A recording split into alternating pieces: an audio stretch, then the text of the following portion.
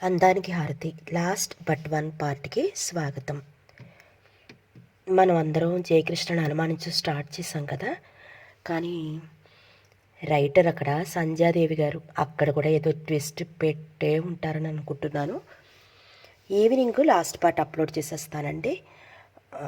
ఓకేనా? కథలోకి వెళ్ళిపోదాం. ఫస్ట్ పార్ట్లోనే మనకి జలక్ తగిలింది కదా, జయకృష్ణకి పద్మిని నచ్చింది. అప్పుడు పద్మిని రూపం అతని మనసులో నిండిపోయింది. అలా చదివాం కదా ఫస్ట్ పార్ట్లో. అప్పుడే ఏంటప్పా అనుకున్నాం, తర్వాత మర్చిపోయాం కదా. మర్చిపోయారా? అది మనసులో మిగులుతానే ఉంది. అవునా? చివరికి అదే జరిగింది. చూద్దాం. నేను అనుకోవడం సంధ్యాదేవి గారు మళ్ళీ ఏదో ట్విస్ట్ ఇచ్చే ఉంటారు. అతనికి ఏదో అమ్నీషియా వచ్చిందనో సంథింగ్ మురళీకృష్ణ పిల్లాడే అన్నట్టుగా ఏమైనా ప్రూవ్ చేస్తారేమో. ఆవిడ దేనికన్నా సమర్థురాలే. భయంకరమైన ఫ్లాట్లు తీసుకుంటున్నారు కదండి. చివరికి అది జస్టిఫై చేసేస్తున్నారు. చూద్దాం ఏమవుతుందో. కథలోకి వెళ్దాము. శారద 2 రోజులకు ఒకసారి వచ్చి పద్మినితో కాసేపు కబుర్లు చెప్పి వెళ్తోంది. శారద వచ్చినప్పుడు పద్మిని మనసు ఎంతో హాయిగా ఉంటోంది. ఒకరోజు ఆమె రాలేదు. పద్మినికి మనసంతా చికాగ్గా ఉంది. 4 గంటలకు ముస్తాబయ్యి శారద ఇంటికి బయలుదేరింది. అబ్బా, రాణిగారు ఇలా వచ్చారేంటి అంటూ నవ్వింది శారద. వస్తే అలాగే అంటావు. నువ్వెందుకు రాలేదో తెలుసుకోవచ్చా? అమ్మ నాన్నగారు పెళ్ళికి వెళ్ళారు. అన్నయ్య నేను ఉంటున్నాం. రావాలంటే కుదరలేదు. అంత తీరిక లేకుండా ఉన్నావా? వంట కూడా నువ్వే చేస్తున్నావా? నిష్ఠూరంగా అంది. బాగుంది. వంట చేయకపోయినా అన్నీ చూసుకోవద్దు. ఎప్పటి నుంచే నేర్చుకో, అత్తవారింట్లో తడబడకుండా అంది పత్ని రహస్యంగా. అయితే నువ్వు అంతేనా? ఇద్దరూ నవ్వుకున్నారు. ఇంతలో సురేష్ వచ్చాడు. ఆ ఆది మానవుడు ఎక్కడొస్తాడో అని మనసులో అదురుగానే ఉంది పద్మినికి. మాటల్లోనే వచ్చాడు. ఆమెను చూస్తూనే సంతోషంగా పద్మినీదేవి గారు ఎక్కడో వర్షం కురుస్తున్నట్టుంది, మా ఇంటికి వచ్చారు అంటూ అక్కడే మరో కుర్చీలో కూర్చున్నాడు. నిజమన్నయ్యా అంది శారద. ఎన్నడూ రానట్టు మహా చెబుతున్నావు లేదు అని తేలిగ్గా వాళ్ళ మాటల్ని కొట్టి పారేసింది పద్మిని. మీరు మాట్లాడుతూ ఉండండి, నేను ఇప్పుడే వస్తాను అంటూ లోపలికి వెళ్ళింది. ఆ అమ్మాయి ఉద్దేశం వేరు. తన అన్నయ్య పద్మినిని వివాహం చేసుకుంటే ఆ అమ్మాయి ద్వారా మురళీకృష్ణని తను భర్తగా పొందాలని, చెల్లెలు వెళ్ళటంతో ఇదే మంచి సమయం అని పద్మినిని అడిగేయటానికి నిశ్చయించుకున్నాడు. పద్మిని పుస్తకం తిరిగేస్తూ కూర్చుంది. పొరపాటుగానైనా సురేష్ వైపు చూడలేదు. ఆ అమ్మాయి అలా పుస్తకం చదువుతూ సీరియస్గా కనిపించగానే సురేష్కు ఎలా అడగాలో తెలియక వణుకు పట్టుకుంది. అదేమిటో అందరు అమ్మాయిలతో మాట్లాడేతాను, ఈ అమ్మాయి అంటేనే భయం. పద్మినిని పలకరించడానికే సాహసించలేకపోతున్నాడు. సురేష్కి నాలిక తడారిపోటినట్లుగా ఉంది. అతడి గుండెలు దడదడలాడాయి. ఏమండి? పుస్తకంలో తల ఎత్తి ఏమిటన్నట్లు ప్రశ్నార్థకంగా చూసింది పద్మిని. మిమ్మల్ని ఒక మాట అడగమంటారా? అడగండి అంది ఎంతో మామూలుగా చిరునవ్వుతో. మీరు అన్నాడు నసుకుతూ. నేను చిత్రంగా చూశాడు అతని వైపు. నాన్నగారు నా పెళ్లి విషయమే ఆలోచిస్తున్నారు. నాకు నచ్చిన అమ్మాయిని వివాహం చేసుకుంటానంటే నాన్న అమ్మ ఏమీ అభ్యంతరం చెప్పరు. మంచిదే, అదృష్టవంతులు మీరు అని మళ్ళీ పుస్తకం చూస్తూ కూర్చుంది. తర్వాత చదువుతురు కానీ ఉండండి అంటూ చనువుగా ఆమె చేతిలో పుస్తకం లాక్కున్నాడు. అతని చొరవకు అసహించుకున్నా పైకి ఏమీ అనలేక నవ్వింది. నేనంటే మీ అభిప్రాయం చెప్పండి. అభిప్రాయం అంటూ ఏముంటుంది? స్నేహం అంటే ప్రాణం ఇస్తారు, మంచివారు అంది మామూలుగా. అయితే నన్ను మీరు వివాహం చేసుకోవడానికి అభ్యంతరం ఉండదనుకుంటాను. పద్మిని మాట్లాడలేదు. ఏం చెప్పాలో తోచక ఇబ్బందిగా కూర్చుంది. అక్కడ ఉన్న పేపర్ వెయిట్ చూస్తూ చేత్తో అటు ఇటు జరుపుతూ. పద్మిని, నేను నిన్ను మనసారా ప్రేమించాను. నువ్వు అంటే చాలు, కట్నం కానుకలు లేకుండా నిన్ను పెళ్లి చేసుకుంటాను. ప్రేమించావు సరే నాయనా, కానీ నా మనసు నిన్ను అంగీకరించదే అనుకుంది మనసులో. పద్మిని మౌనంగా ఉండటం చూసి మాట్లాడవేమిటి? మౌనం అంగీకారమేనా అంటూ ఆమె ఎడమ చేతిని చేతిలోకి తీసుకుని గట్టిగా నొక్కాడు. అంతే, అతని చెంప అదిరిపోయింది. పద్మిని కోపంతో మండిపడుతూ ఏదో అనబోయింది. అంతలో శారద కాఫీ టిఫిన్ పట్టుకొచ్చింది. ఏమిటి మౌనంగా ఉన్నారిద్దరూ? అంది శారద ప్లేట్లు టేబుల్పై పెడుతూ. అనుకోకుండా చెంపదెబ్బ తిన్న సురేష్ కిక్కురు మనకుండా అబ్బే ఆవిడేదో మాట్లాడుతున్నారు, నేను వింటున్నాను అన్నాడు. పద్మిని మనసులోనే నవ్వుకుంది. అతను పడ్డ అవస్థకు అలా కొట్టవలసింది కాదు అనుకుంది. మరి అలాంటి పిచ్చి వేషాలు వేస్తే తనకు కోపం వస్తుంది. ఒంటరిగా ఉండటం చూసి చేయి పట్టుకోవటం ఎంత ధైర్యం! ఒక్కసారి బుద్ధి చెప్తే మళ్ళీ తన జోలికి రాడు. ఇటువంటి వాళ్ళకి జాలి పడకూడదు అని తనలో తను సమాధానపరుచుకుంది. ఆ రోజు కూడా శారద బలవంతంగా సినిమాకి బయలుదేరదీసింది. పద్మిని తప్పనిసరి బయలుదేరింది సినిమాకు. సురేష్ కూడా వచ్చాడు. సినిమాలో కరెంటు 2 సార్లు పోయి వచ్చింది. వర్షం ఒకటే కుండపోతగా కురుస్తోంది. ఇంటికి వచ్చేటప్పటికి 11 గంటలవుతోంది. ఇంటి వద్ద కారు ఆగింది. సురేష్ కారు దిగి కారు డోరు తెరిచాడు. పద్మిని దిగింది. అతని కారులో కూర్చుని చెయ్యి ఊపాడు. పద్మిని కొద్దిగా వంగి కారులోకి చూసి ఏదో చెప్పి చెయ్యి ఊపింది. కారు వెళ్ళిపోయింది. కారు ఆగిన శబ్దం వినగానే మురళీకృష్ణ పైనుండి కిటికీలో నుండి చూశాడు. కారులోంచి దిగిన సురేష్ కనిపించాడు. కానీ కారులో శారద కూడా ఉందని తెలుసుకోలేకపోయాడు. వర్షానికి మనుషులు సరిగ్గా ఆనవాలు తెలియటం లేదు. కోపంతో అతని కళ్ళు ఎరుపెక్కాయి. ఆమె వచ్చే త్రోవలో ఎదురుగా మేడమెట్లు పైన చేతులు కట్టుకుని నిలబడ్డాడు. అతన్ని చూడగానే పద్మిని ఒక్క నిమిషం అలాగే నిలబడిపోయింది. చీరంతా తడిసిపోయింది. తలలోంచి నీళ్లు కారుతున్నాయి. అతను అసహించుకుంటున్నట్లుగా ముఖం తిప్పుకున్నాడు. ఆమె మనసు చివుక్కుమంది. వెంటనే తల వంచుకుని తన గదిలోకి వెళ్ళిపోయింది. మర్నాడు కావాలని అతన్ని పలకరించింది. ఏమండి అంటూ. ఆమెను చూడనట్టే ముఖం తిప్పుకున్నాడు. ఏమిటి అలా పిలుస్తుంటే వెళ్ళిపోతున్నారు? అసలు మాట్లాడటమే మానేశారు. నా వల్ల తప్పేదైనా ఉంటే చెప్పండి, అంతేగాని నా మీద ఎందుకీ కోపం? అంది చెయ్యి పట్టుకుంటూ. నాకు ఎవరి మీద కోపం లేదు అన్నాడు చెయ్యి మెల్లగా విడిపించుకుని. మరి ఎందుకు నాతో మాట్లాడటం మానేశారు? అమాయకంగా ప్రశ్నించింది. అతను ఒక్కసారిగా ఆమె వైపు చూసి అతని గదిలోకి వెళ్ళిపోయాడు. పద్మినికి అప్రయత్నంగా దుఃఖం ముంచుకొచ్చింది. ఏమిటి తను ఇలా మారిపోయారు? ఇప్పుడు తన వైపు చూసిన చూపు ఎప్పటికీ మరుపురానిది. ఆమె ముఖం చూస్తే లోకంలో పాపాలన్నీ తననే చుట్టుకుంటాయి అన్నట్టు ఆమె ముఖం చూడటం ఇష్టం లేనట్టుగా ఉన్నాయి అతని చూపులు. కొద్ది రోజుల క్రితం ప్రేమగా తన వైపు చూస్తే ఏమిటా చూపు అని తనంటే, నీ అందాల మోము, నీ అందమైన కళ్ళు చూసే కొద్దీ చూడాలనిపిస్తుంది అని జవాబిచ్చేవాడు. మరి ఆ మాటలన్నీ ఏమయ్యాయి అంటే ఒక్కసారిగా కళ్ళు చీకట్లు కమ్మేశాయి. ఆ పైన ఏం జరిగింది గుర్తులేదు. పని మనిషి కేకలు వేయటంతో అమ్మాయి గారు పడిపోయారు అంటూ నౌకర్ని చూడమన్నాడు. ఏమిటి ఆ కేకలు అని. చిన్నబాబు గారు, అమ్మాయి గారు తెలివి తప్పి పడిపోయారు. మురళీకృష్ణ కంగారుగా వెళ్ళాడు. స్పృహ తప్పి పడిపోయిన పద్మినిని 2 చేతులతో లేవనెత్తి గదిలో పడుకోబెట్టి ముఖాన నీళ్లు చల్లాడు. నౌకర్ని హార్లిక్స్ కలిపి తీసుకురమ్మని చెప్పాడు. డాక్టర్ గారికి ఫోన్ చేయమంటారా బాబు? అడిగాడు మరో నౌకరు. వద్దు అన్నట్లుగా చేత్తో సైగ చేశాడు. డాక్టర్ వస్తే లేనిపోని గొడవలు. ఈ అమ్మాయి ఎటువంటిదైనా అవని. డాక్టర్ వస్తే అసలు విషయం బయటపడుతుంది. నలుగురికి తెలిసిపోతుంది. స్పృహ లేకుండా పడి ఉన్న ఈ అమ్మాయి పరువు మర్యాదలు దక్కించడం తన ధర్మం. ఆ తర్వాత ఈ అమ్మాయి ఎవరితో ఏం చెప్పుకున్నా తనకు అనవసరం. అప్రయత్నంగా అతని దృష్టి ఆమె ముఖంపై పడింది. 2 క్షణాలు రెప్పవాల్చకుండా చూశాడు. నుదుటిపై చెయ్యి వేసి ముఖంపై పడ్డ ముంగురులను చేత్తో వెనక్కి తొయ్యాలనుకున్నాడు. కానీ అంతలోనే అతని చెయ్యి వెనక్కి తీసుకున్నాడు. పద్మిని నీరసంగా కళ్ళు తెరిచి చూసింది. ఇందిర కంగారుగా ఏమైంది అంటూ వచ్చింది. మరేం కాదు, కొంచెం నీరసంగా ఉండి ముఖం తిరిగి పడిపోయింది అన్నాడు. ఇంతలో నౌకరు హార్లిక్స్ కలిపి తీసుకొచ్చాడు. ఇందిర పద్మిని మంచంపై కూర్చుని ఆమె భుజాల చుట్టూ చిగి వేసి ఆసరా ఇచ్చినట్టుగా లేవతీసి పద్మినికి హార్లిక్స్ మెల్లగా పట్టించింది.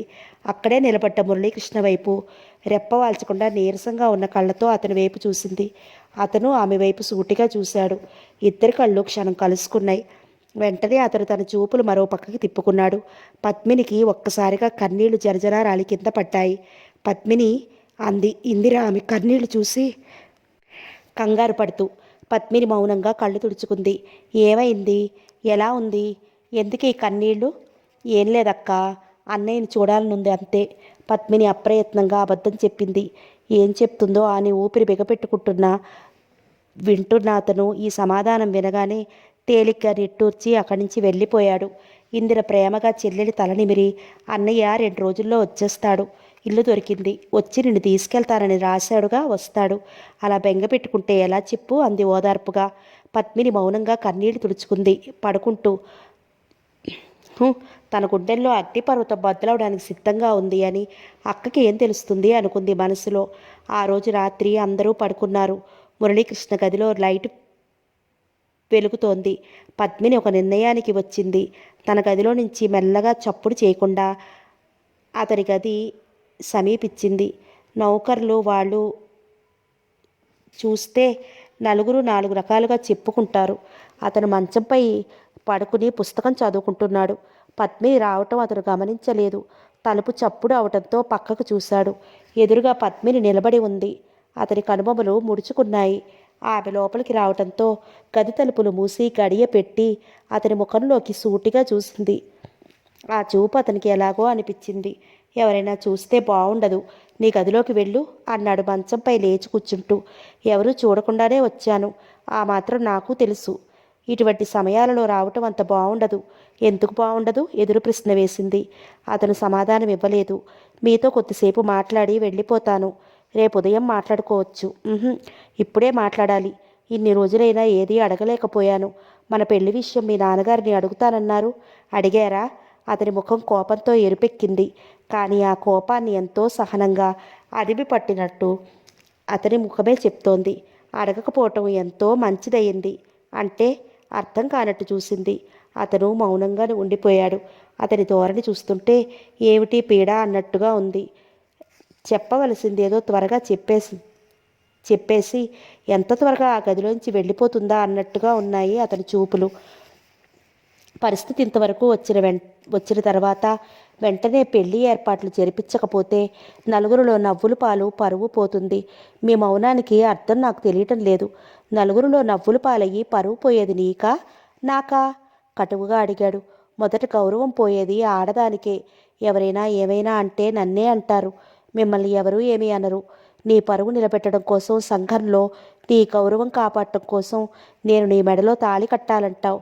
అంటే ఆ మాత్రం తెలియదా? చాలా తెలివైన దానివి.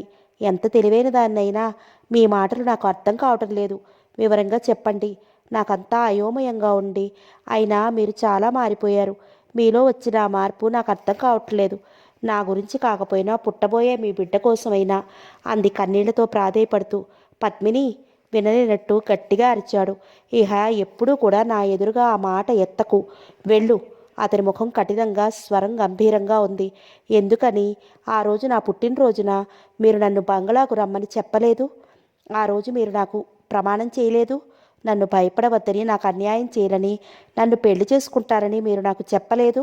ఆ రోజు నన్ను ఎంత చెప్పినా మీరు అంటూ ఆ పైన మాటలు పూర్తి చేయలేక అక్కడ ఉన్న కుర్చీలో కూలబడి వెక్కి వెక్కి అరవటం మొదలుపెట్టింది. ఏం చేసినా ఒక పాడు పని కప్పిపుచ్చడానికి ఇన్ని అబద్ధాలా? చిచ్చి, ఇహ నాకు ఏం చెప్పకు అంటూ చేదరించుకున్నాడు. ఏమిటి అబద్ధం? మీరు ఆ వేళ రాలేదు? కళ్ళు తుడుచుకోవాలని ధ్యాస లేకుండా ఆశ్చర్యంగా చూసింది. అతను ఏమంటున్నాడో అర్థం కాక. రాలేదు రాలేదు ఎన్నిసార్లు చెప్పాలి? ఆ రోజు నీ పుట్టినరోజు అని నీకు చెప్పాను. బంగ్లాకి అలా వద్దామని బయలుదేరుతుంటే ఒక స్నేహితుడు కలిశాడు. తప్పనిసరి వాడితో వాళ్ళ ఇంటికి వెళ్ళాను. వాడికి ఆ మధ్యనే పెళ్ళయింది. వాడి పెళ్లికి వెళ్ళటానికి నాకు వీలు పడలేదు. వాడి ఇంట్లో భోజనం చేస్తే గానీ కదలటానికి వీలేదని పట్టుపట్టాడు. నువ్వు అక్కడ ఒక్కత్తేవో నా కోసం చూస్తూ ఉంటావని ఎంతగానో వచ్చేయడానికి ప్రయత్నించాను. కానీ వాడు వదలలేదు. తప్పనిసరి భోంచేసి వచ్చేటప్పటికి టైం చూస్తే 9 అయింది. ఇహ ఆ టైంకి బంగ్లాకు వెళ్ళినా నువ్వు అంతవరకు ఒక్కరివే ఉండవని తిన్నగా ఇంటికి వచ్చేశాను. అంతలోనే కేశవరావు చనిపోయినట్లు టెలిగ్రామ్ రావటం, వదినతో చెప్పి అప్పటికప్పుడు బయలుదేరి వెళ్ళాను. వెళ్లే ముందు నీకు చెప్పి వెళ్దామని నీకోసం చూశాను. నువ్వు కనిపించలేదు. నేను ఆ రోజు బంగ్లాకి రాలేదని నువ్వు నాపై ఎంత కోపగించుకున్నావో ఊహిస్తూ క్షమాపణ కోరుకుందామని నీ గదికి వస్తే తలుపులు వేసున్నాయి. తలుపులు 1-2 సార్లు తట్టి పిలిచాను. నువ్వు పలకలేదు. నువ్వు నిద్రపోతున్నావో లేక కోపం వచ్చి తలుపు తీయలేదో నాకు అర్థం కాలేదు. ఆలోచించడానికి టైం లేదు. దొరికిన ట్రైన్ ఏదో ఒకటి అని బయలుదేరి వెళ్ళిపోయాను. అబద్ధం అంటూ అరిచింది. ఎంతగా కల్పించి ఎన్ని కథలు చెప్పినా నిజం తాగదు. హైదరాబాద్ వెళ్ళి మీరు మారిపోయారు. నేను గమనిస్తూనే ఉన్నాను. మీరు అదోలా ఉండటం. నోర్ముయ్. అబద్ధం ఆడేది నువ్వా నేనా? హైదరాబాద్ వెళ్ళటం చూసి ఆ సురేష్ గారితో స్నేహం నాకు తెలియదు అనుకున్నావేమో. నువ్వెంతకు తెగిస్తావనుకోలేదు. వెళ్ళు, వెళ్ళి వాళ్ళ కాళ్ళ మీద పడు. చి, ఎంత మాట వస్తే అంత మాట అనటమేనా? ఇదేనా మీ సంస్కారం? ఇంతేనా మీరు నన్ను అర్థం చేసుకున్నది? వాళ్ళ ఇంటికి వెళ్ళటం తప్ప? వాళ్ళు వస్తే కాసేపు సరదాగా మాట్లాడటం తప్ప? ఇంత నీచంగా ఆలోచిస్తారా నా గురించి? ఇంతగా నన్ను శంకిస్తున్నారా? నన్ను ఆ మాత్రం నమ్మలేరా? చెప్పండి అంటూ దగ్గరికి వెళ్ళింది. తనను ఎక్కడ తాకుతుందో అని లేచి కిటికీ పక్కగా నిలబడ్డాడు మురళీకృష్ణ. ఏది తప్పో ఏది ఒప్పో నాకు అనవసరం. ఎవరో చేసిన నేరాలకు నన్ను నిలదీయటంలో అర్థం లేదు. వెళ్ళిక్కడి నుండి. నీకు ఎవరైతే స్నేహం అయ్యారో వాడితోనే చెప్పుకుని ఏడు అంటూ కోపాన్ని బలవంతంగా ఆపుకున్నట్టుగా అన్నాడు. ఎందుకు అలా మాట్లాడతారు? నేనేం చేశాను? అంతగా ప్రేమించిన మీరు ఇంతగా ఎలా మారిపోయారు? నా హృదయంలో మీ రూపమే దాచుకున్నాను. నా మనసు నిండా మీ తలుపులే నింపుకున్నాను. పద్మిని, నన్ను ఇహ విసిగించకు. వెళ్ళు, నాతో ఏమీ చెప్పద్దు అంటూ అటువైపు తిరిగి నిలబడ్డాడు. పద్మిని అతనికి ఎదురుగా వెళ్ళి నిలబడుతూ వెళ్ళిపోతాను అంది. ఆఖరిసారిగా అడుగుతున్నాను, ఆ రోజు మీరు బంగ్లాకి రాలేదు? చి, ఎన్నిసార్లు చెప్పాలి రాలేదు అని? నీ స్థితికి కారకుడిని నేను కాదు అని. దీనికి కారకుడు సురేష్. వెళ్ళి వాడిని బ్రతిమాలుకుని పెళ్లికి ఒప్పించి వెళ్ళు. వెళ్ళిక్కడి నుంచి అంటూ పద్మిని రెక్క పట్టుకుని గబగబా గదిపై ఎట్టుకు లాక్కు వచ్చి, ఇహ నా దగ్గర ఎప్పుడూ ఆ మాట ఎత్తకు అంటూ ఆమెను విసురుగా తోసి గది తలుపులు వేసేసుకున్నాడు. అతను పద్మిని బలవంతంగా గది బయటికి తోసి తలుపులు గడియ వేసుకోవడంతో దిగ్భ్రాంతి చెందినట్టు నిలబడిపోయింది ఆమె. గుండెల్లో ఆర్పశక్యంగాని మంటలు బయలుదేరాయి. పొంగి వస్తున్న దుఃఖాన్ని ఆపుకోవడానికి విశ్వప్రయత్నం చేస్తూ వడివడిగా అక్కడి నుంచి మెట్లు దిగి కిందకి వచ్చి తన గదిలోకి వెళ్ళి తలుపులు బిగించుకుంది పద్మిని. జయకృష్ణకి నిద్ర పట్టక గది బయటికి రాబోతుంటే చీకట్లో మేడపై నుండి ఓ ఆకారం క్రిందకి దిగి రావటం కనిపించింది. ఎవరే ఉంటారా అని పక్కకు తప్పుకున్నాడు.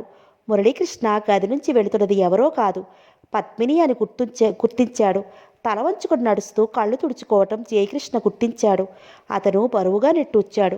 పద్మిని ఇవేమీ గమనించకుండా తన గదిలో మంచంపై బోర్లా పడుకుని వెక్కి వెక్కి అరవటం మొదలుపెట్టింది.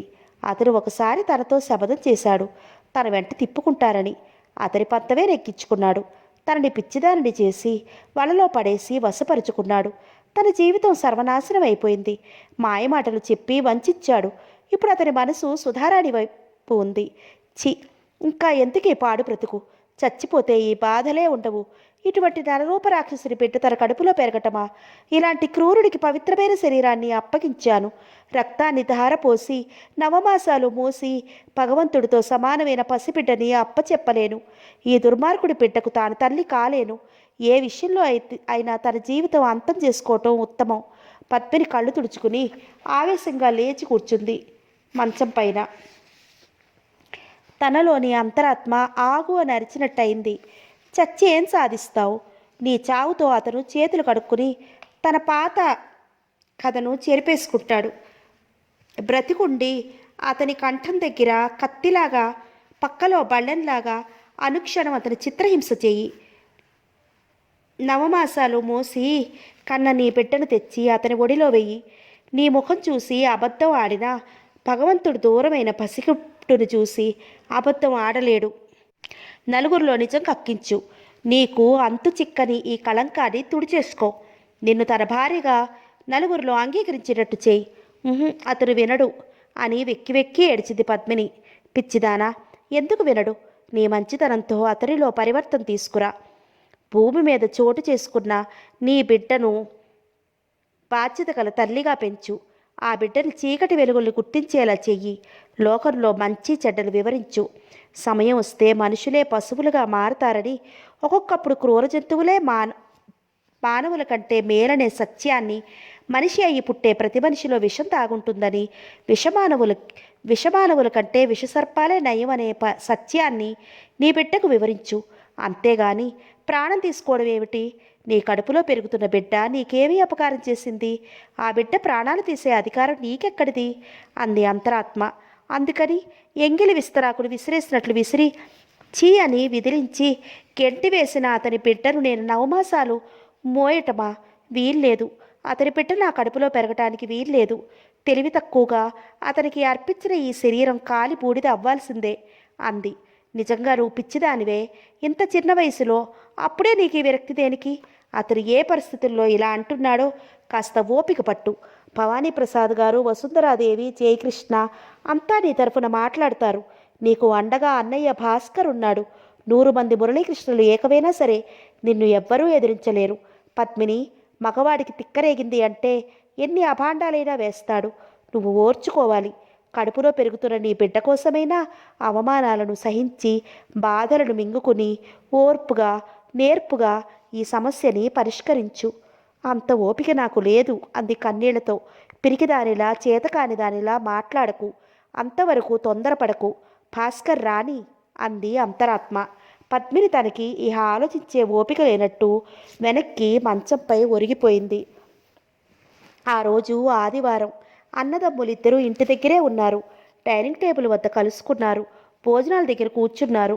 ఇదే సమయమని జయకృష్ణ గ్రహించి నెమ్మదిగా అసలు విషయం ఎత్తాడు. మురళి, నీతో కొంచెం మాట్లాడాలి. నాతోనా? ఏమిటి? ఆశ్చర్యంగా అన్నగారి వైపు చూశాడు. బహుశా పద్మిని వాళ్ళ అక్కతో చెప్పి గొడవ చేయలేదు కదా. రాక్షసి ఎంతకైనా తగును. నాన్నగారు నిన్ను కనుక్కోమని చాలా రోజుల ముందే చెప్పారు. నేనే అశ్రద్ధ చేశాను. మురళీకృష్ణ తేలిగ్గా ఊపిరి తీసుకున్నాడు. నాన్నగారు నన్ను కనుక్కోమన్నారా? అదే పద్మినిపై నీ అభిప్రాయం అంటూ ఆపేశాడు జయకృష్ణ. మురళీకృష్ణ మనస్సు కలుక్కుమంది. పద్మినిపై అభిప్రాయం అంటూ ఏమీ లేదు. అమ్మాయిపై ఉన్న మమతానురాగాలు మాసిపోయాయి. ఏముంది, మంచి పిల్ల, బుద్ధిమంతురాలు. ఇన్ని రోజులుగా మన ఇంట్లో తిరుగుతుంటే ఆ మాత్రం తెలీదా అంటూ నవ్వాడు. ఆ నవ్వు ఎంతో మామూలుగా చక్కగా అందంగా ఉంది. ఎదుటివాళ్ళు అనుమానించడానికి ఆస్కారం లేకుండా తనకి పద్మినికి మధ్య జరిగినది ఏమాత్రం తెలియడానికి వీలు లేకుండా ఉంది అతని నవ్వు. అయినా జయకృష్ణ గ్రహించాడు వీడేదో దాస్తున్నాడని. అది కాదు మురళి, నాన్నగారి అభిప్రాయం పద్మిని ఇంటికి చిన్న కోడలు కావాలని.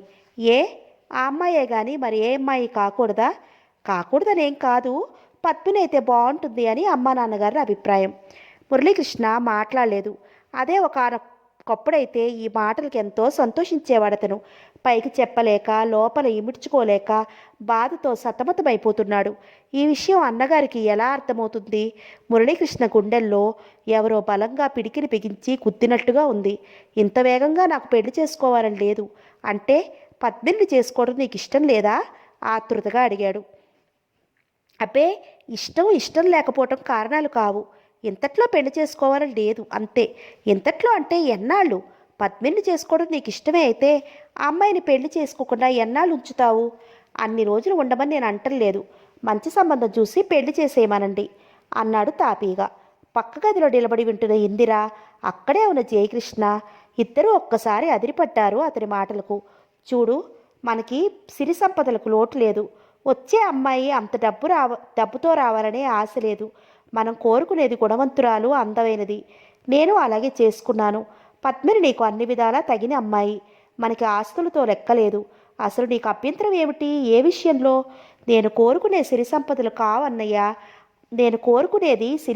కావన్నయ్యా. అందంగా ఉండి బుద్ధిమంతురాలు అయి ఉండాలని నేను అనుకునేది. అంతేగాని నేను ఒకరి ఐశ్వర్యాన్ని ఆశించేవాడిని కాదు. మరి ఇంకా ఆలోచన దేనికి? నువ్వు కోరుకునే అందం కూడా పద్మినిలో ఉన్నాయి. ఇప్పట్లో పెళ్లి చేసుకునే ఉద్దేశం నాకు లేదు. అయితే అంతవరకు పద్మినిని ఉంచమంటావా? ఈ సంగతి నాన్నగారికి భాస్కర్కి చెప్పమంటావా? అంతవరకు ఆ అమ్మాయిని ఉంచమనటం బాగుండదు. ఆ అమ్మాయి వివాహం జరిగిపోనివ్వండి అంటూ టైం చూసుకుని, టైం అయింది వస్తాను అంటూ లేవబోయాడు. జయకృష్ణ చేయి పట్టుకుని ఆపాడు. నువ్వు తొందరపడకు, శాంతంగా ఆలోచించు అన్నాడు. అతను మౌనంగా వింటున్నాడు. ఇటువంటి విషయాలలో తొందర పనికిరాదు. వివాహం 100 ఏళ్ల పంట. ఇప్పుడు కాదన్నా తర్వాత నువ్వు చింతిస్తావు. బాగా ఆలోచించుకో. మురళీకృష్ణ నవ్వాడు. మళ్ళీ చేతివాచి చూసుకుని నాకు పనుంది వెళతాను అంటూ వెళుతుంటే, నేను చెప్పిన విషయం మరోసారి ఆలోచించు. అలాగే అంటూ అతను వెళ్ళిపోయాడు. తమ్ముడు వెళ్ళిన వైపు చూస్తూ ఉండిపోయాడు. ఏమిటి ఇలా మాట్లాడుతున్నాడు? తను అడగగానే ఎగిరి గంతేసి ఒప్పుకుంటాడనుకున్నాడు. చాలా మారిపోయాడు. ఇన్ని రోజులు వాళ్ళిద్దరూ స్నేహంగా తిరిగారు. ఇప్పుడు ఇష్టం లేనట్టు మాట్లాడుతున్నాడు. ఉన్నట్టు ఉండి ఎందుకు ఇలా మారిపోయాడు? రాత్రి పద్మిని వీడి గదికి వెళ్ళింది ఎందుకు? తిరిగి ఏడుస్తూ తన గదిలోకి వెళ్ళింది. వీడు ఆమె మనసును నొప్పించి ఏమైనా అన్నాడా? అంతా విన్న ఇందిర మురళీకృష్ణ వెళ్ళగానే యువతలకు వచ్చింది. కారణం, తన చెల్లెల గురించి అడుగుతున్నప్పుడు తను అక్కడ ఉండటం బాగుండదు. అందుకు జయకృష్ణ భారీ ముఖంలోకి క్షణం చూసి తను బయటికి వెళ్ళిపోయాడు. ఆవేళ భాస్కర్ వస్తానని రాలేదు. అంతా ఎదురు చూశారు, ఒక్క మురళీకృష్ణ తప్ప. పద్మిని తను వెళ్ళిపోతానని పట్టుపట్టింది. ఇందిర లెక్క చేయలేదు. పద్మిని ఊరుకోలేదు. తను వస్తున్నట్లు వైరిచ్చింది భాస్కర్కి. ఇంట్లో ఎవరికీ తెలియదు. స్టేషన్కి వెళ్ళి రిజర్వేషన్ చేయించుకుంది. ఆ రోజు ప్రయాణం అనగా ఎవరికీ తెలియకుండా ప్రయాణం అవసాగింది. ఇవేమీ తెలియని ఇందిరా జయకృష్ణలు ఆ రోజు ఉదయమే ఫ్రెండ్ పెళ్ళి అని పక్క ఊరు వెళ్ళారు. మర్నాటికి కానీ రారని తెలుసు. ఇదే మంచి సమయం అనుకుంది. ప్రయాణం అవసాగింది. ఏవైనా ఇక్కడ ఒక్క క్షణం కూడా ఉండలేకపోతోంది. తను వెళ్ళవలసిన ట్రైన్కి ఇంకా చాలా టైం ఉంది. అందుకే తీరిగ్గా ఓ పుస్తకం పట్టు కూర్చుంది. మనసు పుస్తకంపై లేదు. అక్షరాలు అలుక్కుపోయినట్టుగా, అసలు అక్షరాలే లేనట్టుగా ఉన్నాయి పద్మిని కళ్ళకి. ఇంతలో బోట్లు చప్పుడవడంతో మురళీకృష్ణ వచ్చాడని గ్రహించింది. అతను తన ముందు నుంచే వెళుతున్నా తలెత్తి అతని వైపు చూడలేదు. అతనే వెళుతున్న వాడల్లా వెనక్కి తిరిగి పద్మిని వైపు చూశాడు. అప్రయత్నంగా పద్మిని అతని వైపు చూసింది. ఒక్క క్షణం ఇద్దరి కళ్ళు కలుసుకున్నాయి. పద్మినియే మొదటి చూపులు తిప్పుకుంది. అతను వెనక్కి తిరిగి పద్మిని దగ్గరగా వచ్చి, పద్మిని, నీతో ఒక విషయం మాట్లాడాలి, నా గదిలోకి రా అన్నాడు మామూలుగా. కళ్ళెత్తి అతని వైపు చూసింది. ఏమిటి ఇతని ఉద్దేశం? తను ఓ మరబొమ్మ అనుకుంటున్నాడా? అతను ఆడించినట్లు ఆడటానికి? ఆ రోజు అతని గదికి వెడితే చెయ్యి పట్టి బయటికి గెంటేశాడు. ఇప్పుడు రమ్మని అడుగుతున్నాడు. ఏమిటి అతని ఉద్దేశం? రోజుకొకలాగా నిమిషానికి ఒకలాగా మారుతున్నాడు. పద్మిని ఏమీ మాట్లాడకపోవడం చూసి, ఒక్కసారి ఇలా రా, నీతో మాట్లాడాలి అన్నాడు తిరిగి. ఏమిటో ఆ మాట కూడా వినేస్తే సరి. ఇన్ని మాటలు విన్నప్పుడు ఆ మాట ఒక్కటే వినలేదా అనుకుంటూ అతన్ని అనుసరించింది. ఇద్దరూ అతని గదికి చేరుకున్నారు. మురళీకృష్ణ తలుపు దగ్గరగా చేరవేసి గడియ వేశాడు. కోటు తీసి కుర్చీపై పడేసి పద్మిని వైపు తిరిగాడు. ఎవరైనా చూస్తే అంది పద్మిని. పర్వాలేదు, నీకోసం ఏం చేయడానికన్నా సిద్ధంగా ఉన్నాను. జాలితోనా? కాదు, స్నేహితుడిగా నీ శ్రేయస్సు కోరి. ఓహో అంది చిన్నగా నవ్వుతూ.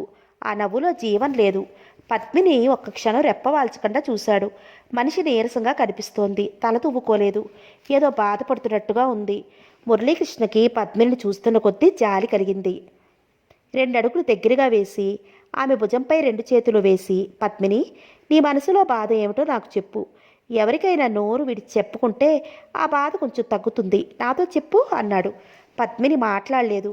అతని చేతులు తన భుజాలపై నుండి తొలగించాలని చూసింది, కానీ సాధ్యం కాలేదు. అతని చేతులు మరింత బిగుసుకుపోయాయి. పద్మిని, నిన్ను దుఃఖం పెట్టిన వాళ్ళు ఎవరు? ఆ సురేష్ కదూ? వాళ్ళ తల్లిదండ్రులు ఈ వివాహానికి అంగీకరించడం లేదా? చెప్పు, మాట్లాడవే అంటూ భుజాలు పట్టి ఊపాడు. పద్మిని మతిపోయిన దానిలా కళ్ళప్పగించి వెర్రిదానిలా అతని వైపు చూడటం తప్పిస్తే ఒక్క మాట మాట్లాడలేదు. ఎంత చక్కగా నాటకం ఆడుతున్నాడు! ఏమీ తెలియనట్లు నటిస్తున్నాడు. నరరూప రాక్షసుడు. ఇటువంటి వాళ్ళని ఎవరూ గుర్తించలేరు. చెప్పు, ఆ సురేష్ కాకపోతే ఎవరు అతను? చెప్పు. సమాధానం కోసం నిగదీయసాగాడు. ఏమని చెప్పను? ఏమని చెప్తే ఎవరు నమ్ముతారు? నేను నమ్ముకున్నవారు, నన్ను నమ్మించిన వారు నన్ను కాదని దూరంగా వెళ్ళిపోతుంటే ఏమని చెప్పను? ఎందుకు ఈ నాటకం? ఏమీ తెలియనట్టు. మీరు నన్ను ప్రేమించినట్టు సాక్ష్యం లేదనేగా. మీరు తప్పు చేసిందే లేనిది మీకు తెలుసు. మీ మనసుకు తెలుసు. మీ అంతరాత్మే దీనికి సాక్ష్యం. మీరు నన్ను ఎందుకు దూరం చేసుకోవాలనుకుంటున్నారు? అబద్ధాన్ని దూరంగా నెట్టి నిజం చెప్పండి. మీ మనసు విరుచుకుని పరిస్థితుల కారణంగా మీరు సుధారాణిని చేసుకోవాలనుకుంటే మనసు విప్పి నాకు చెప్పండి. సంతోషంగా మీ పెళ్లికి అంగీకరిస్తాను. అంతేగాని నన్ను మాయమాటలు చెప్పి మోసగించకండి అంది ఆవేశంగా. మళ్ళీ అదే మాట. నీకోసం నేను ఏం చేయడానికన్నా సిద్ధంగా ఉన్నాను. నీ సుఖం కోరి నిన్ను ఏం చేయమంటావో చెప్పు. నీ ఆనందమే నా ఆనందం. ఒకనొకప్పుడు నిన్ను ఒక దేవతగా భావించి నా మనసులో నిలుపుకున్నాను. నిన్ను ప్రేమించి అనుక్షణం నీ తలుపులతోనే గడిపాను. ఇప్పుడు నా కలలన్నీ కరిగిపోయాయి. కట్టుకున్న ఆశా సౌదాలు కూలిపోయాయి. నా మనసు తెగిన గాలిపటంలా తయారైంది. దీనికి అంతటికీ కారణం నువ్వు. ప్రేమించే అర్హత అందరికీ ఉన్నా ఆ పవిత్రమైన ప్రేమను అందుకునే అర్హత అందరికీ ఉండదు. పవిత్రమైన పారిజాతం అని మురిసిపోయిన నేను అది ఒట్టి భ్రమ అని, వాసన లేని గడ్డి పువ్వు అని తెలుసుకుని విచారిస్తున్నాను. ఇన్ని రోజులుగా గుడ్డిగా నీ చెయ్యి పట్టుకుని నడిచిన నాకు నేను నడిచి వచ్చిన దారి చూసుకుని నేనే సిగ్గుపడుతున్నాను. అంతస్తులు కూడా లెక్క చేయకుండా నిన్ను పెళ్లి చేసుకుందామనుకున్న నాకు తగిన శాస్త్ర కలిగింది. నీ మనసు నాది కాదు, అది పరాయి సొత్తు అని తేలింది. నువ్వు నా కళ్ళు కప్పి నాతో ప్రేమ నటించి నీ వయసు సొగసు శరీరం పరాయి వాడి సొంతం చేశావు. నువ్వు నన్ను ఇంత మోసం చేసినా నీ కోసం బాధపడుతున్నాను. చెప్పు, అతనెవరు? ఎక్కడున్నాడు? మీ అన్నయ్యకి జడుస్తున్నావా, లేక నిన్ను మోసం చేసి పారిపోయాడా? చెప్పు. స్వదేశంలోనే కాదు, విదేశాల్లోనే కాదు, ఎక్కడైనా వెతికి తెస్తాను. ఎంత డబ్బైనా ఎన్ని లక్షలు ఖర్చైనా తెచ్చి అతన్ని నీ కాళ్ళ దగ్గర పడేస్తాను. అంతేగాని ఎవరి పాపఫలమో తెచ్చి నా కంటగట్టకు. ఎవరి బిడ్డకో నేను తండ్రిని కాలేను అన్నాడు.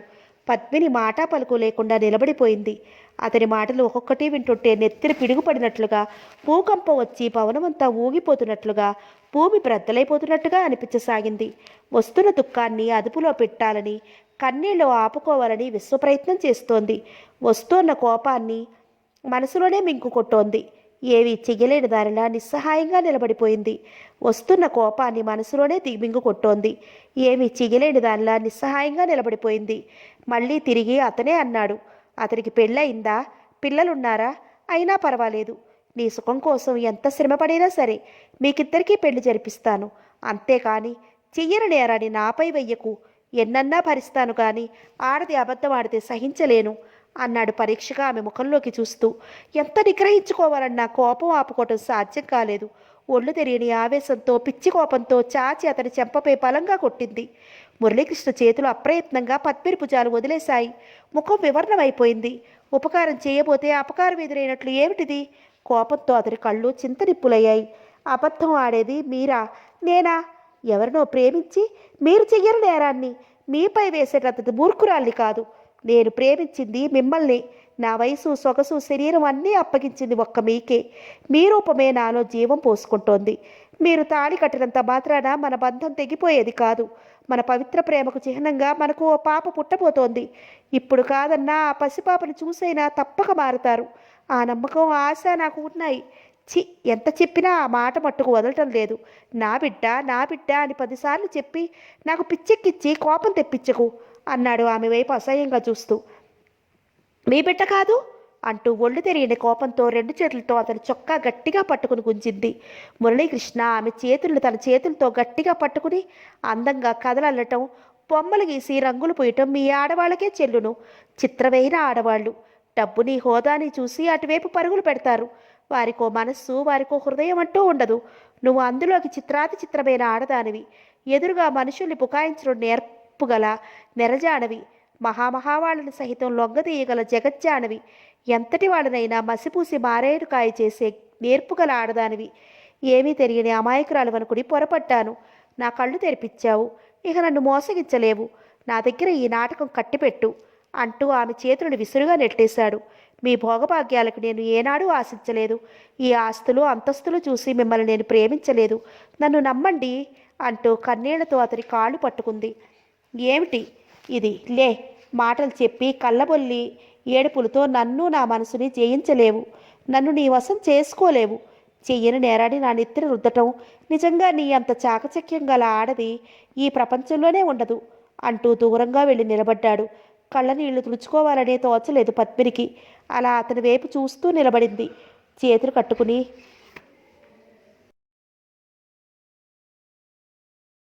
దూరంగా ఎటో చూస్తున్నట్టున్న అతను కోపం బలవంతంగా నిగ్రహించుకున్నట్టుగా ఉంది. ఆ నిలబట్టంలో గల హుందాతనం పక్క నుంచి చూస్తే అతని ముక్కులాగే గెడ్డం కూడా పొడవుగా అందంగా ఉంది. మగసిరి ఉట్టి పడుతున్న ఆ ముఖం, ఆ అందం అతనిలో ఆకర్షణ. ఎటువంటి ఆడపిల్లలైనా ఇట్టే మనసు పారేసుకుంటారు. ఆ అందమే తన జీవితానికి ముప్పు తెచ్చింది. అతని చిరునవ్వే తనని పట్టి ఏవో లోకాల్లో పడేసింది. ఆ అందమే నా జీవితానికి గోతులు తవ్వింది. తన బ్రతుకును బలికోరింది. మీ మనసు ఇహ మారదా అంటూ అతని దగ్గరగా వెళ్ళి అతని చెయ్యి పట్టుకోపోయింది. అతను చెయ్యి విదిలించుకున్నాడు. శ్రీమంతుల హృదయాలు ఇంత చిన్నవిగా ఉంటాయని ఊహించలేదు. ఈ విశాల భవనాల్లాగే విశాలంగా ఉంటాయనుకున్నాను. సిరి సంపదలు తలతూగే ఈ ఇళ్లలో కలవారి మనసులలో ఇంత మురికి పేరుకుని ఉందని నాకు తెలియదు. ప్రాణానికి భిన్నగా ప్రేమించే మీరు నాకు భర్తగా లభిస్తున్నారని ఆనందించాను, గర్వపడ్డాను. ఈ ఇల్లు ఒక బంగారు కోవెల అని, మీరు దేవుడని మురిసిపోయాను. ఈనాడు నన్ను చేసుకోవడానికి నా పేదరికం అడ్డు వచ్చింది. పేదవారు పూరి గుడిసెల్లో నివసించినా వారి హృదయం మాత్రం విశాలం. వాళ్ళు గంజి త్రాగి బ్రతికినా మాయా మర్మం కల్లా కపటం తెలియని అమృత హృదయులు. చదువు సంజలు లేని వాళ్ళల్లో సంస్కారం ఉంటుంది కానీ మీ శ్రీమంతుల చదువు సంస్కారాలు ఉన్న మూర్ఖులు, సభ్యతా సంస్కారం లేని నరరూప రాక్షసులు. కలవాళ్ళు అన్నీ డబ్బుతో కప్పిపుచ్చుకుంటారు. డబ్బుతో విశాలమైన భవనాలు నిర్మించుకుని డబ్బు వెదజల్లి నలుగురిని చేరదీసి తన మనసు చల్లనిది అని, తమ హృదయం విశాలమైనదని భావించుకుంటారు. ఈ శ్రీమంతుల భవనాలు ఎలా తలెత్తాయి? పేదవారి రక్తం చెమట ధారపోసి కట్టినవే. పేదవాళ్ళు కడుపు కొట్టి మీ ఇనుప పెట్టెలు నింపుకుని వారికి చాలని ఇంత అన్నం పెడుతున్నారు. వాళ్ళ శ్రమని కష్టాన్ని ధరలు కట్టి డబ్బు చేసుకుని ఆస్తులు అంతస్తులు పెంచుకున్న మీ శ్రీమంతుల డాబు దర్పం నాకు తెలియవనుకుంటున్నారేమో. ఆ పేదవారిని ఆ భగవంతుడు అమృత హృదయులుగా పుట్టించకపోతే నరరూప రాక్షసులే మీ ఐశ్వర్యాన్ని, డాబుని, దర్పాన్ని చిటికలో ఊది పారేసేవారు. మీ జ్ఞాననేత్రం తెరుచుకుంటే నిజం కళ్ళకు కట్టినట్టు కనిపిస్తుంది.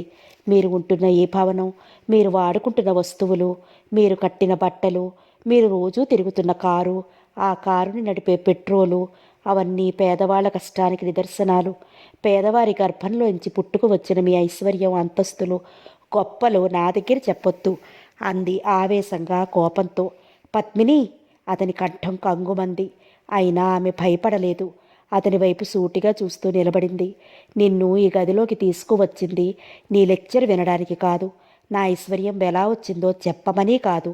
పెళ్ళి అయితే గాని నీ నుంచి ఎలాంటి సుఖం కోరనని చెప్పి మాట తప్పే మూర్ఖుణ్ణి అని ఎలా అనుకుంటున్నావు? నేను ఎంత చెప్పినా మీ మనసు కలగటం లేదు. మీ మనసు పాషాణంగా మారిపోయింది. ఎవరో మీ మనసు విరిచేశారు. మన మధ్య ఉన్న మమతానురాగాలు చూడలేకపోయారు. ఒక బిడ్డను పెంచలేక మిమ్మల్ని బతిమాలుకోవటం లేదు. పెళ్లి కాని పిల్లను తల్లిగా సంఘం గౌరవించదు. ఎక్కడ తలదాచుకున్నా 1000 కంఠాలతో అరిచి హేళన చేస్తుంది. తండ్రి ఎవరో తెలియని వాడని నా బిడ్డను ఈ సమాజం వెలివేస్తుంది. ఇంతగా ప్రాధేయపడుతున్నది అందుకు. నా బిడ్డకు మీ ఆస్తులలో భాగం కావాలని హక్కులు కోరటం లేదు. మీ బిడ్డగా అంగీకరించి తండ్రిగా వాడి కంటికి కనిపిస్తే అంతే చాలు.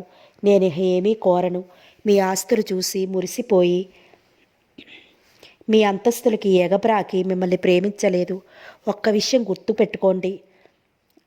తెచ్చుకోండి. నేను మీకు దూరంగా ఉంటుంటే నన్ను పదే పదే పలకరించి, కవ్వించి, నవ్వించి నన్ను నా మనసుని దోచుకున్నారు. తీయని మాటలు చెప్పి నన్ను మీ వశం చేసుకున్నారు. నివురుగప్పిన లిప్పులు ఉంటాయని, తేనె పూసిన కత్తులు ఉంటాయని ఆనాడు గ్రహించలేకపోయాను. ఇహ ఒకటే నా ఆలోచన. అన్నయ్య దగ్గరికి వెళ్ళాలనుకుంటే ఎలా వెళ్ళను? ఇంకా ముక్కుపచ్చలారని పసిపాపని అని బుజ్జగించి గారాబం చేస్తున్న దేవుడి లాంటి అన్నయ్యను ఎలా మోసగించను? తల్లి తండ్రి తానే అయ్యి తన జీవితాన్ని, ఆశల్ని మా కోసం ధారపోసిన ఆ త్యాగమూర్తికి నా ముఖం ఎలా చూపించను? మా జీవితానికి వెలుగును ప్రసాదించిన అన్నయ్య పరువు ప్రతిష్టలు గంగపాలు చేసి అన్నయ్య దగ్గరికి ఎలా వెళ్ళను అంటూ విదారకంగా ఏడవసాగింది. ఏ ముఖం పెట్టుకుని వెళదామని ఇటువంటి పాడు పని చేశావు? మీ పరువు ప్రతిష్టలు కాపాడటం కోసం నా పరువు ప్రతిష్టలు గంగలో కలుపుకుని నీకు, నీ బిడ్డకు సమాజంలో స్థానం కల్పించడం కోసం నీ బిడ్డకు తండ్రిగా నేను నిలబడాలా? నిన్ను నమ్మించి నీ గొంతుకు కోసిన వాడు పారిపోతే నా తప్పే అంటూ నిలదీస్తున్నావు. నేను ఎన్నో కలలు కన్నాను. నా అర్ధాంగిగా, నా శరీరంలో ఒక భాగంగా నిన్ను భావించాను. బొగ్గుని చూసి మాణిక్యం అని భ్రమపడ్డాను. రాయిని రత్నంగా భావించాను. నన్ను కాక నా ఐశ్వర్యాన్ని ప్రేమించావని నాకానాడు తెలియదు. వెళ్ళు, నా గదిలో నుంచి వెళ్ళిపో అంటూ గట్టిగా అరిచాడు. బాధని, కోపాన్ని అతి ప్రయత్నం మీద బలవంతంగా అడిచిపెట్టుకున్నాను. పద్మిని వినలేనట్టుగా చెవులు మూసుకుంది. సుడిగాలిలా బయటకు వచ్చేసింది. తన గదిలోకి వెళ్ళి వెక్కి వెక్కి ఏడ్చింది. ఏడ్చే కొద్దీ మనసులో దుఃఖం తరగటం లేదు. గుండెలు అవిసిపోయేటట్టుగా ఏడ్చింది. కొద్దిసేపటికి తేరుకుని చల్లటి నీళ్లతో ముఖం కడుక్కుని తల దువ్వుకుని బొట్టు పెట్టుకుని బట్టలు మార్చుకుంది. మురళీకృష్ణ తన పుట్టినరోజును తెచ్చిన చీర, ఢిల్లీ నుంచి తెచ్చిన వస్తువులు, చీరలు అన్నీ తీసి పక్కన పెట్టింది. అక్క తనకు ఇచ్చిన వస్తువులు, చీరలు అన్నీ భద్రంగా బీరువాలో దాచింది. భాస్కర్ 200 జయకృష్ణకి పంపగా ఒక 50 రూపాయలు ప్రతి నెల తన ఖర్చులకి పంపేవాడు. ఆ డబ్బు తన సూట్ కేసులో భద్రపరుచుకుంది. తను ఇంటి వద్ద నుండి ఏ చీరలైతే తెచ్చుకుందో సూట్ కేసులో ఆ చీరలే సర్దుకుంది. ఒక తెల్ల కాగితం తీసుకుని అక్కకి 2 ముక్కలు రాసి మంచంపై కనపడేటట్లుగా పెట్టి దానిపై గాలికి ఎగిరిపోకుండా పుస్తకం ఉంచింది. పద్మిని మనస్సు అల్లకల్లోలంగా ఉంది. ఎంత అవమానం! ఎంతగా నిందించాడు! ఎన్ని మాటలు అన్నాడు! మనసు విలవిలలాడుతోంది. హృదయం భగభగా మండిపోతోంది. మురళీకృష్ణ గదికి చీరలు, వస్తువులు పట్టుకుని వెళ్ళింది. అతని గదిలోకి ప్రవేశించగానే తనతో తీసుకువచ్చినవి మంచంపై గిరాటేసింది. మళ్ళీ ఎందుకు వచ్చిందో అని కోపంగా ఏదో అనబోయిన మురళీకృష్ణ ఆ చీరలు చూడగానే కొంచెం తగ్గాడు. కనుబొమ్మలు ముడుచుకున్నాయి. ఏమిటివి? మీరు నాకిచ్చిన కానుకలు మీకు తిరిగి ఇచ్చేయడానికి వచ్చాను. ఒకసారి ఇచ్చినవి తిరిగి తీసుకునే అలవాటు నాకు లేదు. మీకు లేకపోవచ్చు. మీ వస్తువులు మీకు అప్పగించే బాధ్యత నాకుంది. ఎంతమందికో ఎన్నో ఇచ్చి ఉంటారు, మీకు చెప్పలేకపోవచ్చు. తిరిగి ఇవ్వాలనే జ్ఞానం వాళ్ళకి ఉండకపోవచ్చు. అవన్నీ నీకు అనవసరం. ముందు ఇవి తీసుకెళ్ళు. క్షమించాలి. ఆయనింటి ఆడపడుచు పరాయి వాళ్ళిచ్చిన బహుమానాలు స్వీకరించదు. ఓహో, ఇలా ఎంతమంది ఆడపిల్లల జీవితాలను నాశనం చేశారు. ఎంతమంది నీ ప్రాణానికి ఉసూరుమని ఏడుస్తున్నారు. చాలామంది. అతని పెదవులపై చిన్నగా చిరునవ్వు మెరిసింది. ఆడదాని బ్రతుకును బలికోరగానే సరికాదు. సంబరమూ వద్దు. ఇప్పుడు మీ బిడ్డ కాదని అంటున్నారు. దానికి నేను క్షమించినా భగవంతుడు క్షమించడు. నా కన్నీరు, నా బాధ, నా ఉసురు మీకు శాపమే తగలకపోదు. వస్తా అంటూ వెనక్కి తిరిగింది. ఆగు, ఎక్కడికి వెళతావు అంటూ కోపంగా చెయ్యి విదిలించుకోబోయింది. అతను మరింత గట్టిగా పట్టుకుంటూ, అవును, నాకు చెప్పి వెళ్ళాలి. నా ఆజ్ఞ లేనిదే ఎవరూ కదలడానికి వీలు లేదు. నన్ను అనడానికి మీరు ఎవరు? మర్యాదగా చెయ్యి వదులుతారా? గట్టిగా అరవమంటారా?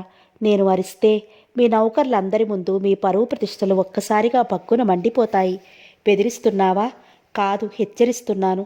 నువ్వు అనుకున్న ఆ పరువు ఇప్పుడు నా ఒక్కడికే సంబంధించి లేదు. నువ్వు అరిస్తే ఆ నౌకర్లు నిన్ను అనుమానిస్తారు. నా వెనుక ఇందాక నువ్వు వచ్చి నాతో పాటు గదిలోకి రావటం, మన గడియ వేసుకోవటం వాళ్ళు చూశారు అన్నాడు తాపీగా. నన్ను వదలండి, నేను వెళ్ళాలి అంది రోషంగా. వదలకపోతే? అతను ఒక చేత్తోనే ఆమె చేయి గట్టిగా పట్టుకున్నాడు. పద్మిని ఎంత గింజుకున్నా అతని పట్టు విడలేదు. అంతే, బలంగా ముక్క ఊడి వచ్చేటట్టు ఒళ్ళంతా కరిచింది. అబ్బా రాక్షసి అంటూ చెయ్యి వదిలేశాడు. అతను చెయ్యి వదలగానే మెరుపులా పరిగెత్తింది కిందకు. తన గదిలో సూట్ కేసు తీసుకుని సుడిగాలిలా వీధిలోనికి పరిగెత్తింది. గేటు దగ్గర గూర్ఖాకి తన గదిలో సూట్ కేసు తీసుకుని సుడిగాలిలా వీధిలోకి పరిగెత్తింది. గేటు దగ్గర గూర్ఖాకి పద్మిని చేతిలో పెట్టెతో సహా కాలినడకను బయలుదేరడం వారికి వింతగా ఉంది. కారులో వెళ్ళమన్నట్టుగా భాషలో ఏదో అంటున్నాడు. ఇవేవీ వినిపించుకోకుండా త్వరగా అడుగులు వేసుకుంటూ వెళ్ళి తన కనపడిన రిక్షా ఎక్కేసి స్టేషన్కి పోనివ్వమంది. మురళీకృష్ణ చేతికి గాయం చూసుకుంటుండగా కన్ను మూసి తెరిచేలోగా మెరుపులా ఆమె అక్కడి నుంచి వెళ్ళిపోవడంతో కంగారుగా కిందకి పరిగెత్తాడు. అప్పటికే పద్మిని వీధిలోకి వెళ్ళటం, రిక్షా ఎక్కటం అతని కళ్ళపడింది. అతను ఆపాలంటే ఆమె ప్రయాణం ఆపగలడు, లేదా కారేసుకుని స్టేషన్కి వెళ్ళగలడు. కానీ పద్మిని ఎంతకైనా తెగించింది. నడి రోడ్డుపై నలుగురిలో ఎంత మాట వస్తే అంత మాట విసిరేయగలదు. ఇంతకీ ఆమె ఎక్కడికి వెళ్తున్నట్టు? అయినా ఇహ ఆ అబ్బాయి గురించి తనకు అనవసరం. ఎక్కడికి వెళ్తే తనకెందుకు అనుకున్నాడు మనసులో. మర్నాడు ఉదయమే జయకృష్ణ ఇంటికి వచ్చాడు. పద్మిని ఏదని ఇందిర నౌకర్ అడిగింది. వాడు చెప్పలేక నీడు నములుతూ అసలు విషయం చెప్పాడు. అమ్మాయి గారు కారులో అయినా వెళ్లకుండా పెట్టి తీసుకుని చెప్పి వెళ్ళిపోయారమ్మా అన్నాడు. ఆ మాట వినటంతో భార్యాభర్తలిద్దరూ ఎక్కడి వాళ్ళు అక్కడే నిలబడిపోయారు. ఏమిటి? ఏం జరిగింది? ఎక్కడికి వెళ్ళింది? ఆ మాటే నౌకర్ని అడిగితే నిన్న ఉదయం పెట్టి సర్దుకుంటుంటే నేను అడిగితే మా అన్నయ్య గారింటికి వెళ్ళిపోతున్నానన్నారమ్మా. ఆ తర్వాత మామూలుగానే తిరిగారు. ఎప్పుడు వెళ్ళిపోయారో తెలీదు. వెళ్ళే ముందు ఎవరికీ చెప్పలేదమ్మా అన్నాడు. ఎప్పుడూ శాంతంగా ఉన్న జయకృష్ణ ఆ మాట వినటంతోనే ఒళ్ళు తెలియని కోపం వచ్చింది. ఇంట్లో నౌకర్లందరినీ హడలగొట్టేశాడు. అమ్మాయి గారు వెళుతుంటే చూస్తూ ఊరుకున్నారా చవటల్లారా? ఆపటం తెలీదా? ఇంతమంది ఉన్నారు ఎందుకు అంటూ నౌకర్లపై విరుచుకుపడ్డాడు. నౌకర్లంతా అతని కోపానికి వణికిపోతూ తలలు వంచుకుని నిశ్శబ్దంగా నిలబడ్డారు. వరుసగా మురళి అంటూ గావుకేక పెట్టాడు జయకృష్ణ. అతను ఎంత గట్టిగా కేక వేశాడో అంత మెల్లగా మేడ దిగి వస్తూ పిలిచావా అన్నాడు శాంతంగా.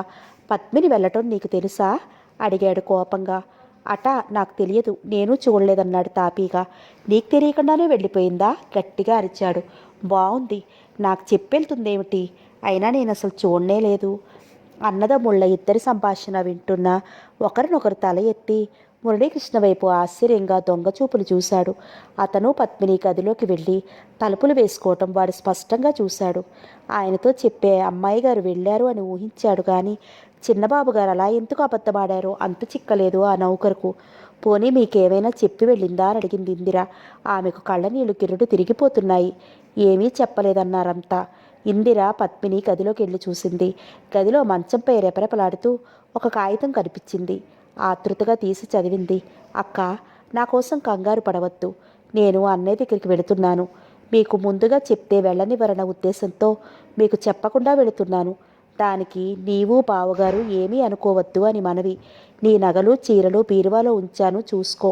వెళ్ళిన తర్వాత ఉత్తరం రాస్తాను. పద్మిని. ఇందిర కళ్ళ నీళ్లు నిగ్రహించుకోవడం సాధ్యం కాలేదు. ఉత్తరం తీసుకెళ్లి భర్త చేతిలో పెట్టింది. అతను ఉత్తరం చదువుకుని నిశ్చేష్టుడే నిలబడిపోయాడు. ఇందిర చాలా విచారించింది. చెల్లెలి తొందరపాటుకి ఒక్కరితే ఎలా వెళ్ళిపోయింది? పద్మిని వెళతానని అన్నప్పుడే జాగ్రత్తగా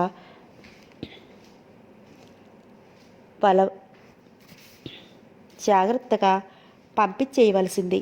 ఇప్పుడు ఎలా వెళ్ళిందో ఏమో. భాస్కర్ ఇంటి దగ్గర ఉంటాడో లేదో. ఇల్లు ఎలా కనుక్కుంటుంది? ఇందిర ఆలోచిస్తూ ఉండిపోయింది. జయకృష్ణ మాత్రం అవమానంగానే ఉంది. మురళీకృష్ణ పద్మిని పోట్లాడుకున్నారేమోనని. ఇందిర అంత దూరం ఆలోచించలేదు. పద్మిని కులాసాగా చేరింది అని చెప్పకుండా వచ్చేసినందుకు ఏమీ అనుకోవద్దని భాస్కర్ ట్రంకాలు చేసి జయకృష్ణకు చెప్పాడు. ఆ కబురు విన్నాక భార్యాభర్తలిద్దరికీ మనసులు కుదుటపడ్డాయి. పద్మిని వెళ్ళటంతో మురళీకృష్ణలో చాలా మార్పు వచ్చింది. ఎప్పుడూ చిరునవ్వుతో ఉండే ముఖం గంభీరంగా మారింది. ఎప్పుడు ఇంటికొస్తున్నాడో ఎప్పుడు వెళ్తున్నాడో ఎవ్వరికీ తెలియలేదు. ఇంట్లో ఎవరితో ఎక్కువగా మాట్లాడటం లేదు. పద్మినికి అన్నగారి దగ్గరికి వచ్చిన తర్వాత హాయిగా అనిపించసాగింది. బంగారు పంజరం నుండి బయటపడిన పక్షిలా స్వేచ్ఛగా ఉంది. భాస్కర్కి పద్మిని దగ్గరగా లేకపోతే ఎలాగో ఉండేది. ఎప్పుడు చిన్నపిల్లల ప్రతిదానికి పేచీ పట్టేది. తన వెంట తిరిగేది. పద్మిని వచ్చేసింది. ఇల్లు కళకళలాడుతుంది అనుకున్నాడు. ఓ స్నేహితుడి ద్వారా ఇల్లు కాస్త చౌకగా దొరికింది. ఇల్లు 2 గదులు, వరండా, వంటగది సెపరేట్ పోర్షన్. ఇల్లు చాలా నీట్గా ఉంది. మంచాలు, ఓ టేబుల్, కుర్చీలు, వండుకునే సామాన్లు, అవసరమైనవి ఏవో కొన్నాడు. పద్మినికి ఓ ట్రాన్సిస్టర్ కొన్నాడు.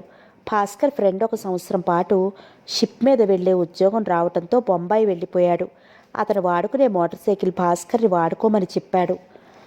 పద్మిని పైకి నవ్వుతూ తిరుగుతున్నా రోజులు గడుస్తున్న కొద్దీ ఏదో బాధ, ఏదో దిగులు, ఏదో నిరాశ ఆవరించుకోసాగాయి. అన్నగారికి తెలిస్తే తనని అసహించుకోడు. ఇప్పుడు ఉన్న ప్రేమానురాగాలు తన విషయం తెలిస్తే ఉంటాయా? తన సర్వస్వం అతనికి అర్పించింది. అతని చేతిలో ఉంచిన కుసుమాన్ని నేలకేసి విసిరికొట్టి నిర్దాక్షిణ్యంగా కాలరాశాడు. మూర్ఖుడు, వంచకుడు, దుర్మార్గుడు. తను ఎంతగా మోసపోయింది. అతని మాటలు నమ్మి అనుకుంటూ మంచంపై పడుకుని మనసారా కడుపు తీరా ఏడ్చింది. తనకు తల్లే ఉంటే ఆ తల్లి గుండెల్లో తలదూర్చి తన బాధలంతా వెళ్ళగక్కుని కన్నీరు కార్చేది. ఇప్పుడు ఎవరికి చెప్పుకుంటుంది? తనకు ఎవరున్నారు? అలా ఏడుస్తూ కూర్చుంది. భాస్కర్ వచ్చే వేళకి లేచి ముఖం కడుక్కుని కాఫీ చేసి ఫ్లాస్కులో పోసి అన్నగారి కోసం ఎదురు చూడసాగింది. వీధిలో మోటార్ సైకిల్ ఆగిన చప్పుడయ్యింది. భాస్కర్ వచ్చాడు.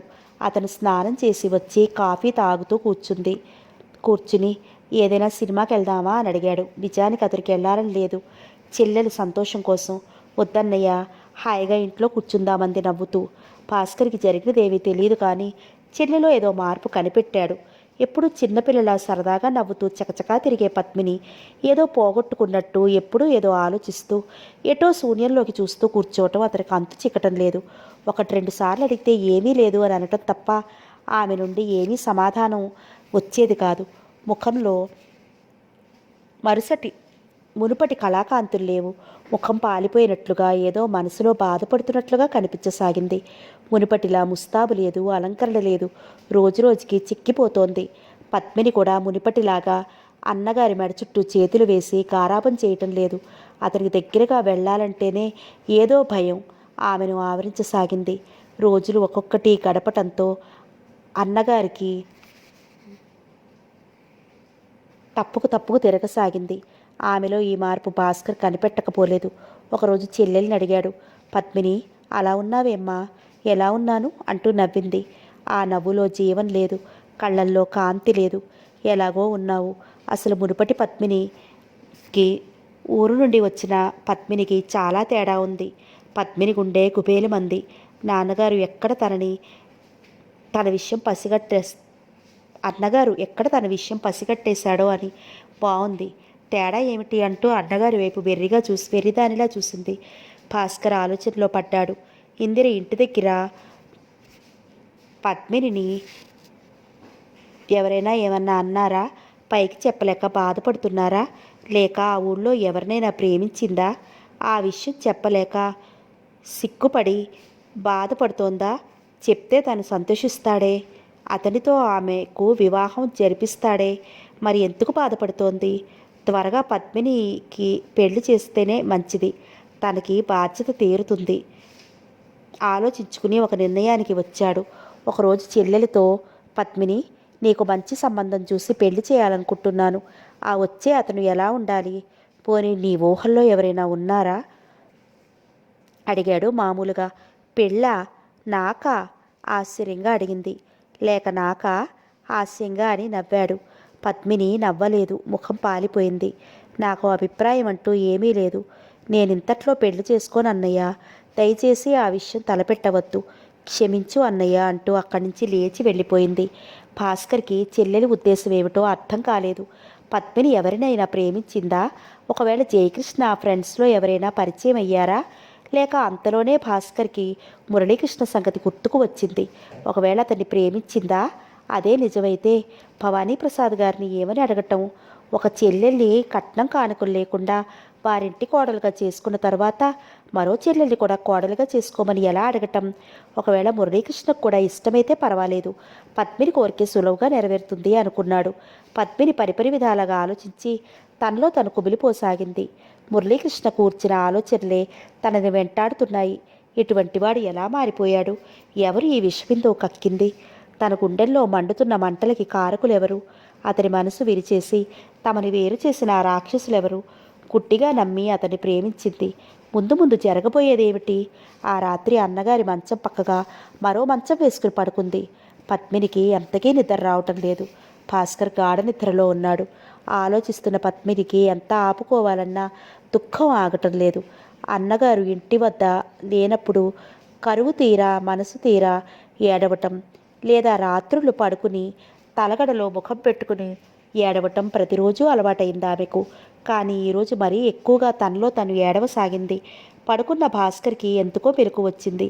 పద్మిని తలగడలో ముఖం పెట్టుకుని ప్రక్కలు అదిరిపోయేటట్టు వెక్కి వెక్కి ఏడవటం కనిపించింది. అన్నగారికి ఎక్కడ మెలకు వస్తుందో అని ఏడుపు తనలో తాను మింగుకున్నట్లుగా, దుఃఖాన్ని ఆపుకోవడానికి విశ్వప్రయత్నం చేస్తున్నట్టుగా భాస్కర్కి స్పష్టంగా తెలిసిపోయింది. తన మంచంపై నుంచి కంగారుగా చటుక్కున లేచి వెళ్ళి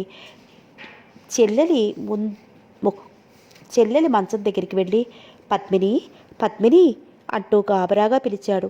చెల్లెలి మంచంపై కూర్చుని, పద్మిని, ఏమిటమ్మా, ఏం జరిగింది అంటూ ఆమె తలపై చెయ్యి వేసి నిమురుతూ బుజ్జగిస్తున్నట్టుగా అడిగాడు. ఆ చల్లని మాటలు వింటూ కరిగిపోయింది. పద్మిని దుఃఖం కట్టలు తెంచుకుని ప్రవహించసాగింది. గుండెల్లో మండుతున్న మంటలు ఆకాశాన్ని అంటాయి. అన్నగారిని చేతులతో చుట్టేసి ఒక్కసారి బావురు మంది. పద్మిని, ఏం జరిగింది? ఏమిటా ఏడుపు? నిన్నెవరైనా ఏమన్నా అన్నారా నాతో చెప్పు తల్లి. పద్మినికి దుఃఖంతో మాటలు రావటం లేదు. పద్మిని, నా అమ్మవుగా, ఊరుకో అమ్మా, నాతో చెప్పు ఏమిటో. జయకృష్ణ, ఇందిర ఏమైనా అన్నారా? ఏమీ అనలేదు అన్నట్లు తల తిప్పింది.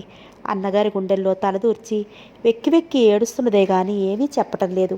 ఏమిటి, నాతో చెప్పవా అంటూ ఎన్నో విధాలుగా బ్రతిమాలాడు. అన్నయ్య, ఏం చెప్పమంటావు? చెబితే ఇప్పుడు నాపై ఉన్న ప్రేమ అంతా ఒక్కసారి కరిగిపోతుంది. నన్ను అసహించుకుంటావు అన్నయ్య, ఏడుస్తూనే వెక్కిళ్లతో చెప్పింది. లేదు, నిన్ను నేను అసహించుకుంటానా? నువ్వు నా ప్రాణంతో సమానం. చెప్పు పద్మిని.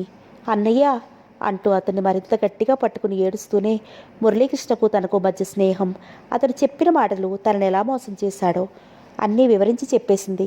పద్మిని! ఇల్లు అదిరిపోయినంత గట్టిగా కేకపెట్టాడు. ఒక్కసారిగా లేచి నిలబడిపోయాడు. ప్రపంచమంతా గిరగిరా తిరగటం మొదలుపెట్టింది. సముద్రం, నదులు అన్నీ ఒక్కసారిగా ఏకమై ఈ ప్రపంచాన్ని ముంచివేస్తున్నట్లుగా అయింది.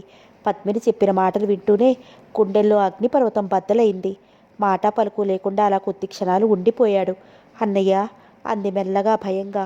ఆమె పిలుపుతో అటు తిరిగి, చీ పాపిష్టిదానా, ఒళ్ళు తెలియని నీ ప్రవర్తనతో ఇంటి పరువు కాల్చి బూడిద చేశావే. నాన్నగారు బాధ్యతలు నా నెత్తిన పెట్టి చనిపోయారు. బాధ్యతల్ని నెత్తిన మోస్తూ ఆస్తులు పోగొట్టుకుని దిక్కులేని పక్షుల్లా ఉన్నావు. మనకు దక్కిన ఆస్తి ఆ పరువే. ఆ ఇంటి గౌరవమే మంటగలిస్తే ఇక నువ్వెందుకు, నేనెందుకు? పద, ఇద్దరం ఏ రైలుకెంతో తలపెట్టి చచ్చిపోదాం అన్నాడు ఆవేశంగా. అతని కళ్ళు నిప్పులు కురుస్తున్నాయి. అన్నయ్య అంది ఏడుస్తూనే. ఛీ, నిన్ను నమ్మి అక్కడికి పంపటం నా బుద్ధి తక్కువ. అసలు ఈ ఉద్యోగం మాట ఎత్తకుండా ఆ పల్లెటూరులోనే పడి చచ్చి ఉంటే ఈ బాధలే ఉండకపోను నాకు. నాన్నగారు అప్పగిచ్చిన బాధ్యతలు నెత్తిన వేసుకుని మళ్ళీ ఏ ఊరు పెడతాను? ఇహ నా వల్ల కాదు.